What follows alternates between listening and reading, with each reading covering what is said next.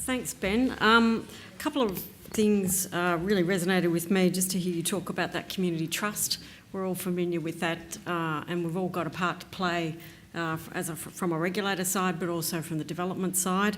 And I think it's just an interesting input that we all do there. The other thing for me was nice to hear the partnership mindset, because that's certainly what we in the planning group over the last couple of years have been trying to do it really differently. We've been trying to really have conversations with industry and the community that takes more of a partnership approach and not go out and sort of say, hi, we're the planning group, we've got the answers. We've come from a totally different approach that says, we know we've got this problem to tackle together, let's do it together, let's share the information and build that partnership arrangement. I think our apartment guidelines is one of what I class as our best conversation that we've had in a long time, and the journey that we went on with that one to get the outcomes was a different way of us to do business. So it's great to hear that partnership mindset, and I think it works in really nicely with the Minister's initiatives that were announced earlier about the case studies, and I think just seeing some of your examples up there, I think they will be really important for us to make sure that we can capture all the case studies in lots of different settings and share them so that we can all learn from the experiences that we have, but also the planning group in particular can reflect with you and go, all right, what's working, what's not working, what do we need to adjust further to help it work? And one of the things I heard you talk about was the varying metrics, and the Minister sort of nudged me at that point.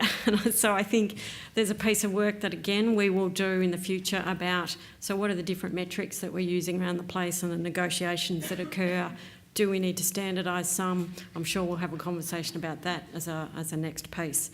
And the other thing is just listening to the different models of delivery. Again, that will be something really interesting to see as we get better at that conversation and understand what the different ways of delivering are. Is it providing land and doing the partnership arrangements with the housing delivery agency, or is it just a different way of negotiating through a Section 173 agreement to provide that flexibility? But I think, and I'm not going to steal the thunder of Fiona in a sec, but I think one of the important things about the 173 agreements is that hopefully we won't have to make them up every time we do them, and getting to that model will be a really great piece of equipment for us, if you like, as we implement. And I think the final piece I heard was just when you really listen to you, Ben, there's just so many pieces of the puzzle. And often we laugh in our planning group because everyone just goes, just fix the planning system or just fix it all. And we go, no, we were only one piece of the puzzle. There is a whole broad piece of puzzle, whether it's taxation, whether it's just different financing arrangements, and there's a whole lot of learning that we all need to do in the planning industry to bring us aware of all those pieces, but not necessarily think we're going to solve them. But for me, it's always been the awareness and knowing what all those other elements are and how they all fit together. So thank you for that this morning, Ben.